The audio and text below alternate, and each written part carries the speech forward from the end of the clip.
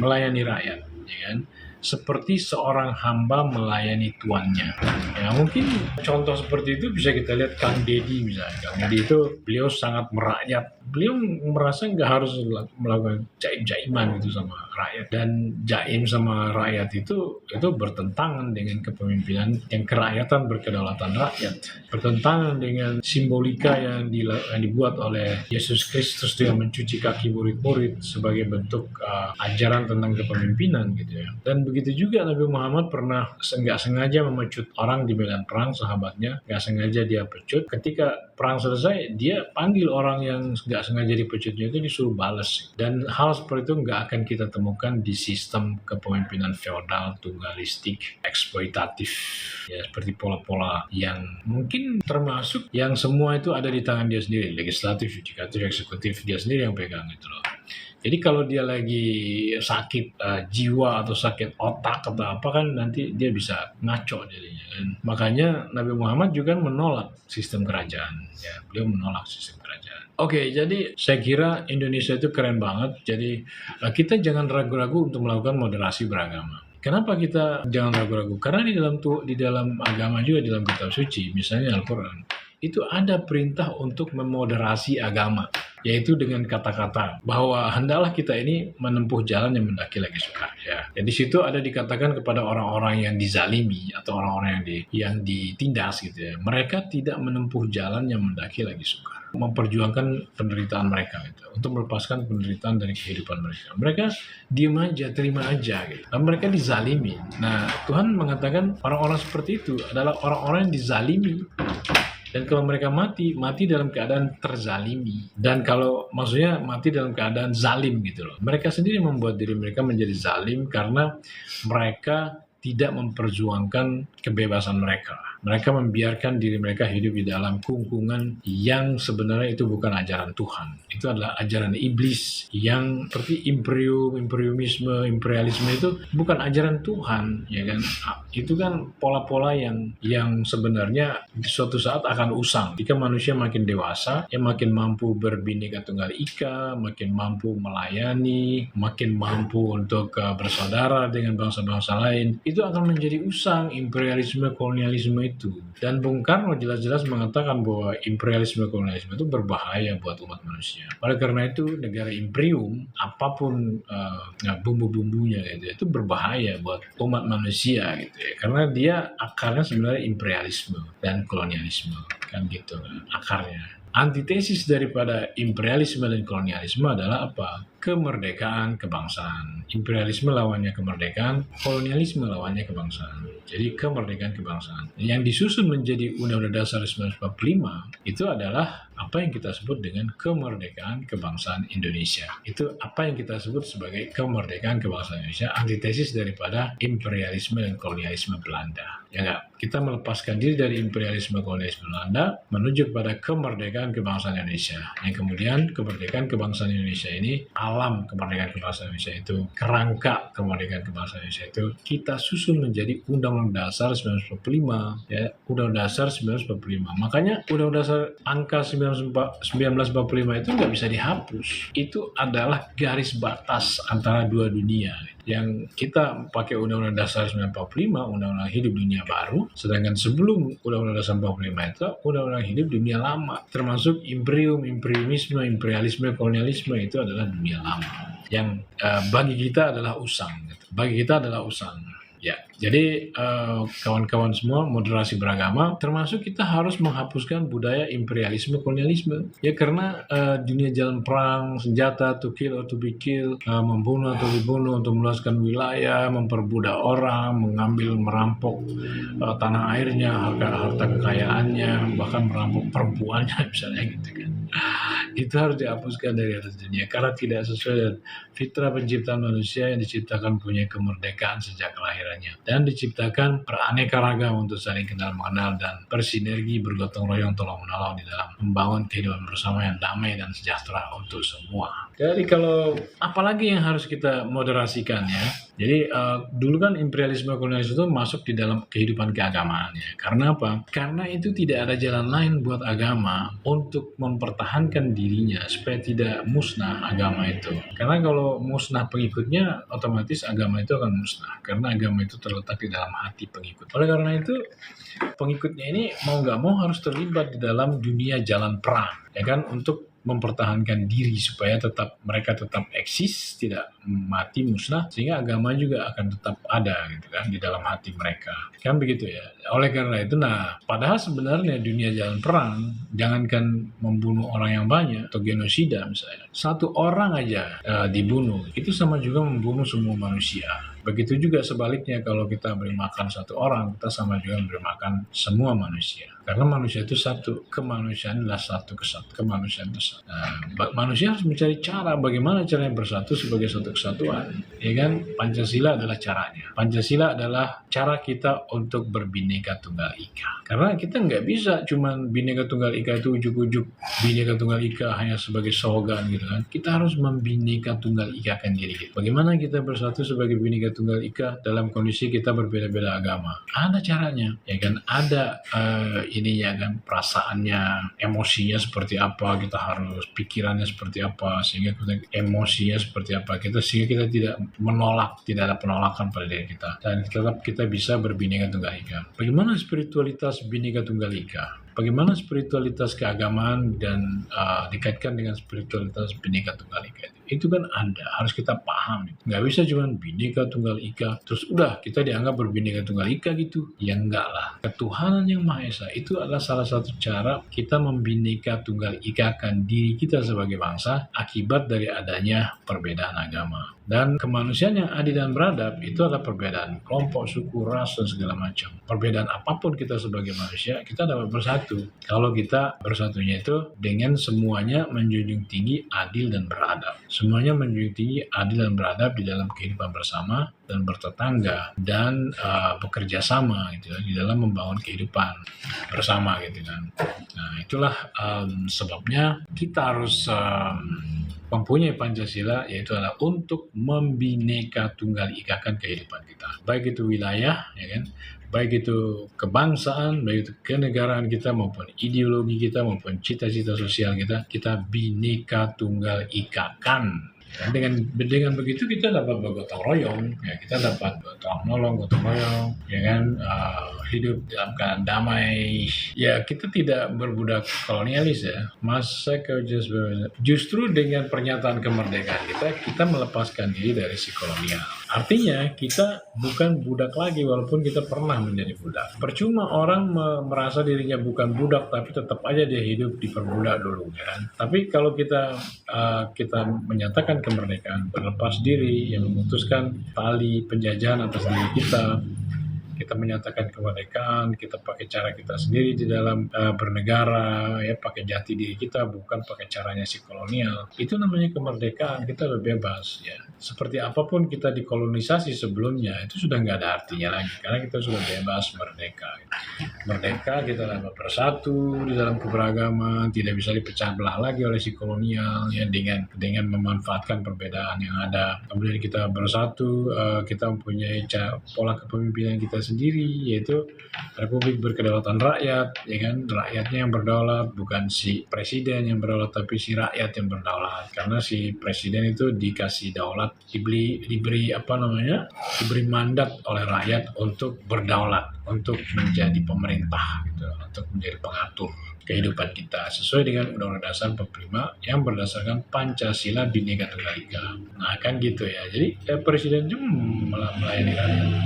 Nah, di dalam kepemimpinan, perihal kepemimpinan, di dalam agama kita terbiasa dengan kepemimpinan yang feodal, ya, feodalistik gitu loh. Saya yakin Brother Ali juga masih menganut kepemimpinan feodalistik, kan kedaulatan rakyat, karena dia nggak sepakat dengan kedaulatan rakyat gitu. Dia mempertanyakan kedaulatan rakyat. Padahal jelas-jelas kedaulatan rakyat itu adalah buah daripada kita berlepas diri dari si kolonial, ya, sehingga lahirlah sebuah kedaulatan pada dirinya bangsa Indonesia, yaitu kedaulatan rakyat namanya. Bangsa Indonesia itu berdaulat, ya. Bangsa Indonesia sebagai rakyat, dia adalah rakyat berdaulat. Jadi kalau kepemimpinannya gimana? Kepemimpinan kepemimpinan rakyat Indonesia berdaulat namanya, ya, kepemimpinan rakyat Indonesia yang berdaulat. Makanya terjadilah kedaulatan rakyat Indonesia, Republik Berkedaulatan Rakyat. Bukan kerajaan, bukan kepemimpinan tunggalistik feodal eksploitatif, tapi kepemimpinan pelayanan pada rakyat.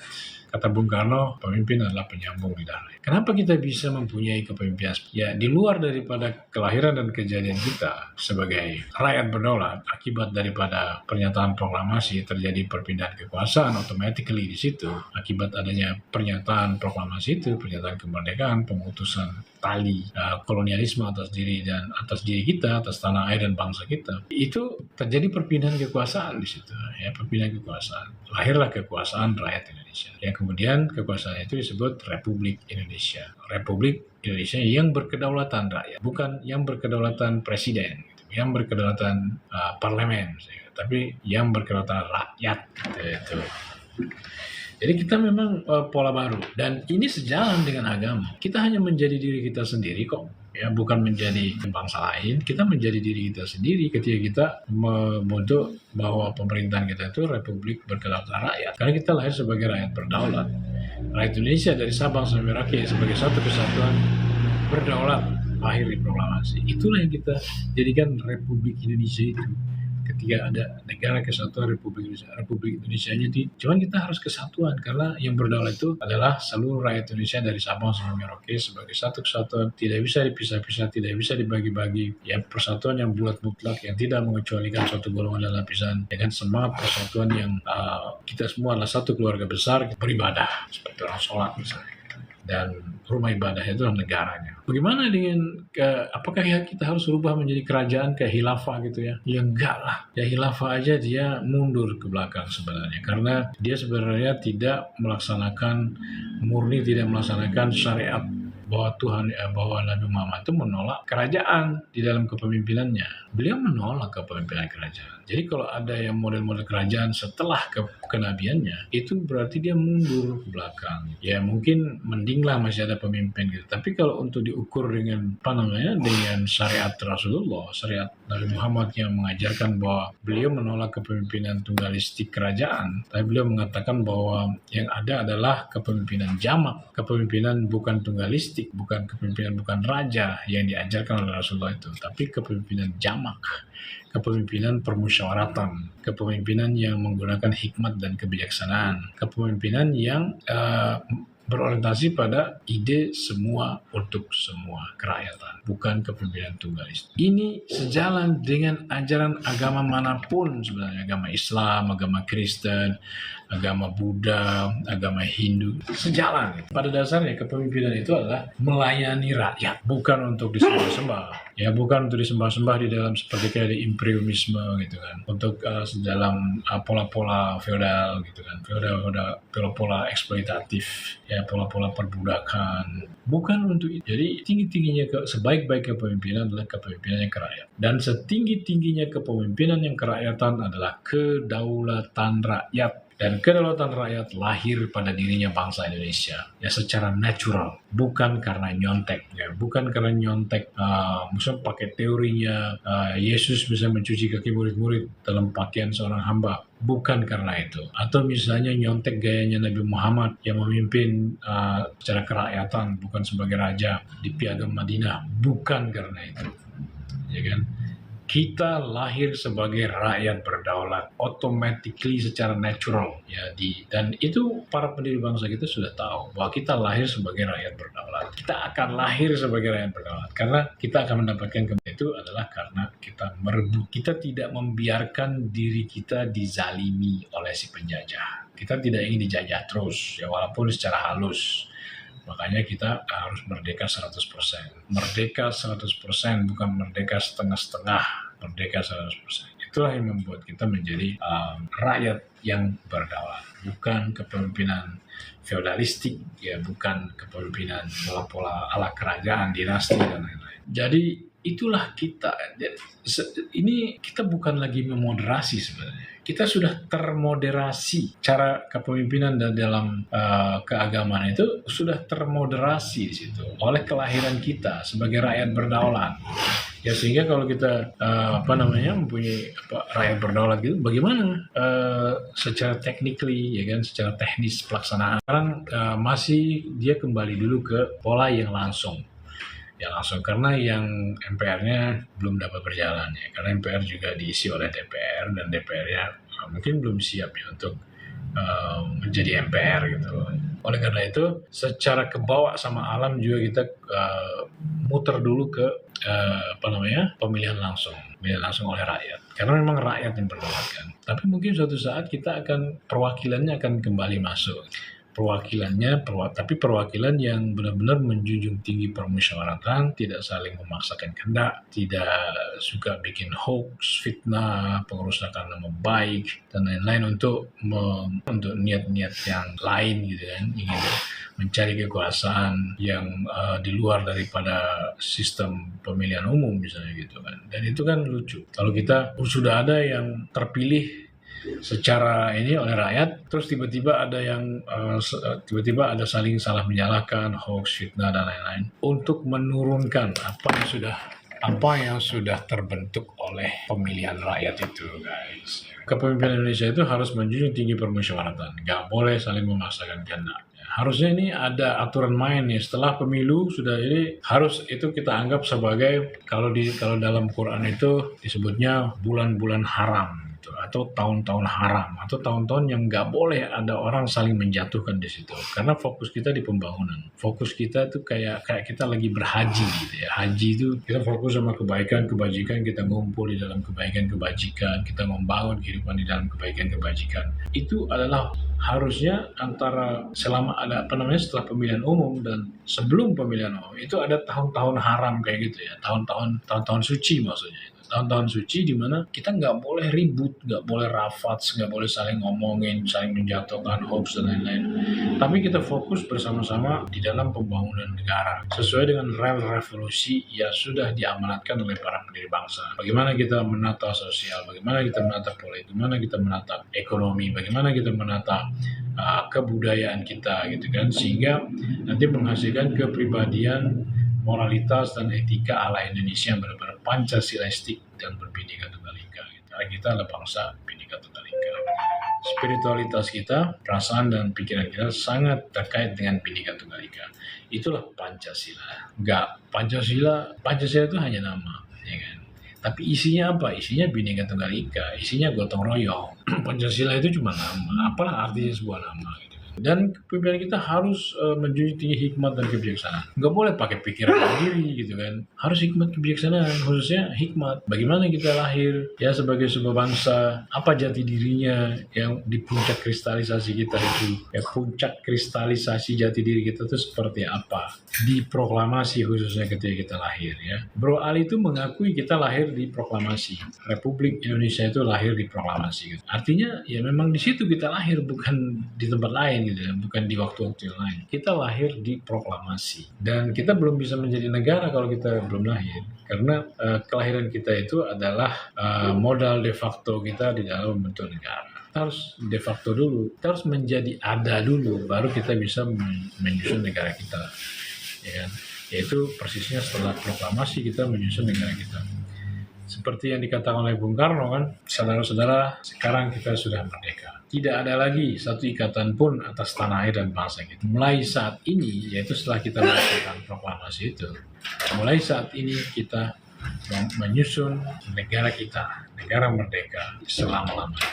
Jadi kita harus ketemu dulu jati diri kita, bro. Jati diri kita tuh intinya ada dua, yaitu Bhinneka Tunggal Ika dan kedaulatan rakyat. Ya, satu kesatuan dan berkedaulatan rakyat. Itu intinya dulu. Ini yang dipegang dulu. Ketika kita lahir di proklamasi, kita lahir sebagai Republik Indonesia. Di dalam Republik Indonesia itu ada kedaulatan rakyat, ada makna kesatuan tidak bisa dibagi-bagi. Ini dulu yang harus kita dapat. Baru kita prahindu gitu kan. Masalahnya adalah sekarang ketika kita mau menyusun negara, bagaimana caranya kita mengkesatuankan negara kita. Bangsa kita ini beraneka ragam, termasuk perbedaan agama. Dan bagaimana cara mengkesatuankannya? Maka mulailah digali sampai prahindu. Bukan ujuk-ujuk prahindu. Ya, kita lahir sebagai Republik Indonesia, diproklamasi sebagai satu kesatuan, gak bisa dibagi-bagi. Ya, persatuan yang bulat butak yang tidak mengecualikan suatu golongan dan lapisan, satu keluarga besar dengan umat Indonesia. Nah, tapi bagaimana kita caranya mengkesatuankan bangsa kita yang harus menjadi bangsa yang satu kesatuan ini? Ya karena sejarah dari Sumpah Pemuda, perjalanan perjuangan pergerakan kemerdekaan sampai dengan proklamasi, kita terkristalisasi menjadi Indonesia merdeka yang tidak bisa dibagi-bagi. Kita lahir sebagai Republik Indonesia sebagai satu kesatuan. Pertanyaannya bagaimana cara menjadikan kita negara kesatuan? Itulah Pancasila. Galinya gimana? Gali sampai ke Prahindu, ya kan? Karena ada agama, bukan cuma agama sampai agama Hindu, tapi agama Prahindu juga ada di Indonesia ini. Dan jadi menggalinya terkait dengan mempersatukan bangsa Indonesia supaya menjadi satu kesatuan itu, digali sampai ke agama-agama Prahindu maksudnya. Ya, bukan cuma bicara Hindu di situ, tapi agama-agama Prahindu. Ya, agama Islam yang terakhir, agama Kristen, terus sampai Hindu, ya kan? Tapi bahkan sampai Prahindu, sampai agama-agama keyakinan Prahindu yang ada di Indonesia itu. Nah, itulah cara kita, maka lahirlah ketuhanan yang Maha Esa. Itu bro, ketuhanan yang Maha Esa itu adalah hasil daripada penggalian ya bagaimana mempertemukan semua agama. Ya titik temu semua agama sampai ke agama Prahindu. Ya itu gimana caranya? Oh, ketuhanan yang Maha Esa. Ketuhanan yang Maha Esa. Jadi kita maksudnya apa? Bukan bicara Tuhan Esa dalam arti ngomong monoteisme gitu ya, seperti keyakinannya umat Islam. Tapi kita bicara Esa Tuhan itu maksudnya Tuhan itu yang menciptakan kita semua dan seluruh alam semesta ini. Ya Tuhan yang itu aja. Kita harus yakin bahwa Tuhan itu ya cuma satu, cuma Esa satu yang menciptakan kita semua sebagai asal originnya kita gitu loh. Asal bersamanya kita itu dari sana cuma satu, Esa. Nah itulah makanya digali kan ketuhanan yang Maha Esa. Ketuhanannya sendiri kita bicara kebajikan, tapi yang Tuhan yang mengajarkan kebajikan itu hanya satu. Nah makanya kita akan dipertemukan oleh kebajikan, kebaikan, kebajikan, cinta kasih. Kita akan dipertemukan oleh itu, dipersatukan oleh itu. Nah, kalau kita dipersatukan oleh kebaikan, kebajikan, cinta kasih, maka kita dapat bersatu dengan semua manusia. Karena yang kita bicara kebaikan, kebajikan ini meliputi seluruh makhluk. Bahkan bukan cuma sekedar manusia yang beraneka ragam agama, tapi semua makhluk, ya, termasuk binatang, hewan, tumbuh-tumbuhan, dalam semuanya. Termasuk benda mati bahkan. Kita harus memeliharanya, merawat. Kan begitu. Nah, kita dapat bersatu dengan semua gitu, dengan kemudian mengkerucut ya ke level manusia kan gitu kan, ke level kemanusiaan, yaitu bahwa kita harus adil dan beradab. Kalau kita mau menjunjung tinggi kemanusiaan, maka kita harus adil dan beradab. Jadi adil dan beradab ini saling memperlakukan dengan adil dan beradab ini tujuannya supaya kita bisa memelihara persatuan, ya kan? Kita tidak bisa, ayo kita bersatu, tapi kita saling berlaku tidak adil, saling berlaku tidak beradab antara satu sama lain. Bagaimana kita bisa bersatu? Ya nggak cukup cuma bersatu terus otomatis satu gitu, nggak bisa. Ya nggak. Kita bersatu dengan semua masing-masing berlaku adil dan berlaku beradab kepada semua yang lain, kepada orang-orang yang berbeda kelompok dengan kita. Ya nggak. Dalam Al-Quran pun, di dalam kitab suci ada dikatakan, janganlah karena kebencianmu kepada suatu kaum, tidak sukamu kepada suatu kaum, membuat kamu berlaku tidak adil. Berlaku adillah kepada semua tanpa memandang suku, ras, dan agama. Karena adil yang seperti itu lebih dekat kepada takwa daripada hanya taumu adil kepada kelompokmu sendiri saja. Jadi Bhinneka Tunggal Ika itu ada celahnya di dalam kitab suci, ya kan? Dengan pernyataan bahwa kita harus adil kepada semua orang tanpa memandang, ya. Karena dia berbeda lalu kita nggak suka, atau karena kita punya masalah masa lalu kita nggak suka, kita tetap harus bisa adil, beradab. Nah inilah ketinggian kesucian daripada Pancasila, ya, yang sulit, yang luar biasa kerennya gitu loh. Kita nggak boleh tidak adil kepada orang yang hanya karena kita berbeda, tidak suka dengan pola hidupnya dia gitu, terus lalu kita nggak adil sama dia. Kita seolah merasa boleh memperlakukan orang seperti itu dengan tidak adil. Misalnya kita jualan, kita mahalin atau kita lipat gandakan harganya, kita mengambil riba dari dia gitu. Nggak boleh. Kita harus tetap adil tanpa memandang perbedaan, tanpa memandang suka tidak suka pada orang tersebut. You must be just. Inilah kesucian daripada Pancasila. Inilah kehebatan Pancasila. Nah, gitu. Dan yang seperti itu lebih beradab atau lebih takwa kita, lebih bermanfaat kita, lebih takwa kita, dan lebih beradab daripada hanya tahunya adil dirinya sendiri, kelompoknya sendiri saja, gitu kan. Kita harus adil kepada semua. Dan kalau semua dapat berbuat seperti itu, maka kita akan terpelihara persatuan itu. Karena nggak ada orang yang merasa dirugikan, tidak ada yang terancam, semua aman, semua damai, maka kita enak bersatunya, enak bersaudaranya, enak bertetangganya, gitu. Enak hidup bersamanya, ya kan? Karena tidak ada kehadiran yang lain, tidak menjadi kerugian buat kita, tidak menjadi ancaman, bahkan menjadi nilai tambah buat kita masing-masing. Ya kita butuh orang lain karena kita makhluk sosial. Kita saling menghormati seperti itu. Masing-masing mengejar kebaikan. Orientasi masing-masing ingin menjadi orang baik, ingin mengejar kebaikan, kebajikan, cinta kasih. Ingin selama di sisi Tuhan. Ya, ingin dapat pahala dari Tuhan, ingin karena spiritualitasnya yang tinggi, ingin menjadi orang baik sekalipun tidak mengharapkan balasan dan lain-lain. Inilah semangat Pancasila ketuhanan itu. Supaya apa? Dengan kita menjadi orang baik, maka orang-orang sekitar kita menjadi aman. Itu maksud daripada Pancasila. Jadi Pancasila memastikan setiap orang adalah aman buat orang lain di sekitarnya. Pancasila itu yang ditanamkan oleh Pancasila pada diri kita. Ya nggak bisa kita main akal-akalan. Kita akal-akalan, yang penting orang nggak tahu kita akal-akalan, yang penting kita menang. Pancasila bukan menang-menangan. Makanya Pancasila bukan imperium. Pancasila itu bukan imperium. Imperium itu apa? Imperium itu orang berlomba-lomba bersaing gitu, kompetisi. Kita bukan negara kompetisi, kita bangsa kolaborasi. Kompetisi itu bukan jati dirinya kita. Kita bangsa Bhinneka Tunggal Ika, gimana kita mau kompetisi sama saudara-saudara kita sendiri? Ya kan, bersaing dalam pengertian yang liberal gitu kan. Ya, berlomba-lomba dalam kebaikan, ya berlomba-lomba di dalam memberi, dalam mengutamakan orang lain, ya budaya berlomba-lomba memberi sedekah misalnya kan, memberi nilai tambah supaya nanti juga akan kembali ke kita juga, ya kan. Misalnya seorang pedagang dia nggak terlalu mengambil untung banyak, tapi dia mengutamakan kualitas, dia mengutamakan menolong orang lain, ya puas dia melayani orang lain, dia merasa bermanfaat, dia merasa berharga hidupnya. Dia hidup dengan cara seperti itu, dia merasa dirinya dekat dengan Tuhan dengan cara hidup seperti itu. Nah, inilah yang dianjurkan oleh Pancasila kepada kita.